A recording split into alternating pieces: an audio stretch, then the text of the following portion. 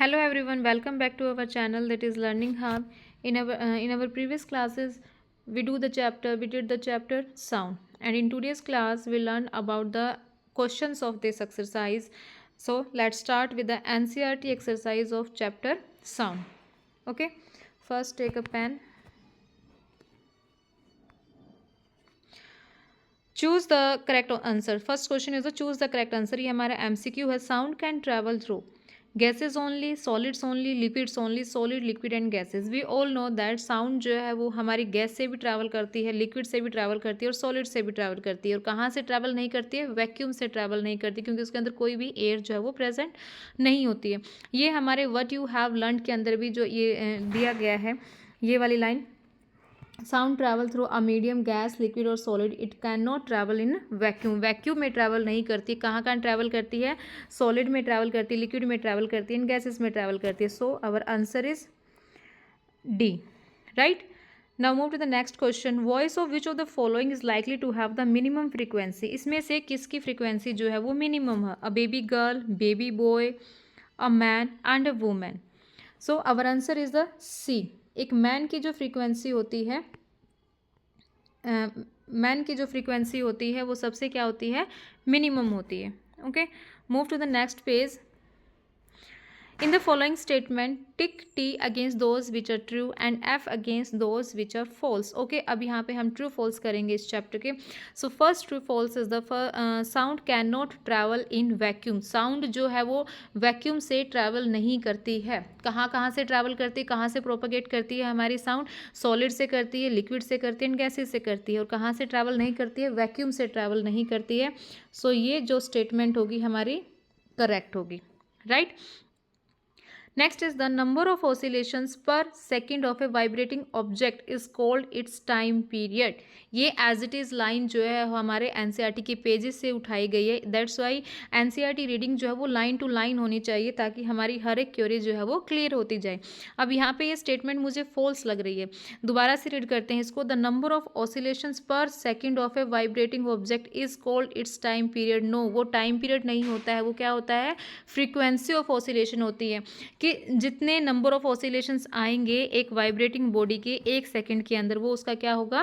Frequency होगा. That's why ये जो स्टेटमेंट है हमारी, ये क्या होगी? फॉल्स होगी. B is the false statement. Now move to the C. If the amplitude of vibration is large, sound is feeble. Again it is a false statement. अगर एम्पलीट्यूड ही लार्ज हो जाता है, किसी भी वाइब्रेशन का अगर एम्पलीट्यूड ही लार्ज हो जाता है तो साउंड फीबल नहीं होगी. अगर ये वाली चीज़ ऐसे लार्ज आ जाती है तो साउंड क्या होगी? फीबल नहीं होगी. साउंड हमारी क्या हो जाएगी? लाउड हो जाएगी.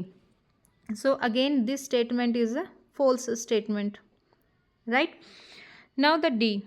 For human ears, the audible range is 20 hertz to 20,000 hertz. Yes, this is the correct statement. ना तो हमें 20 से कम सुनाई देता है और ना ही हमें 20,000 से अगर हमारी फ्रिक्वेंसी ज़्यादा हो जाती है, ऑडिबल रेंज अगर ज़्यादा हो जाती है, तब भी हमें सुनाई नहीं देता है. 20,000 हर्ट्ज से अगर ऊपर रेंज हो जाती है तो वो किसके लिए ऑडिबल होता है? डॉग्स के लिए ऑडिबल होता है. So D is the correct statement. E. The lower the frequency of vibration, the higher is the pitch. जितनी ज़्यादा फ्रीक्वेंसी जो है वो हमारी लो होगी, पिच भी क्या होगी? हायर होगी. This is the fourth statement. अगर फ्रीक्वेंसी ही लो है तो पिच भी क्या होगी हमारी? डाउन होगी. Right. This is the fourth statement. Now F. Unwanted और unpleasant sound is termed as a music. No, this is the fourth statement.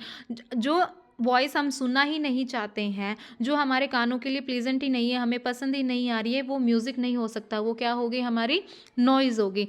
So again this is the false statement. Right.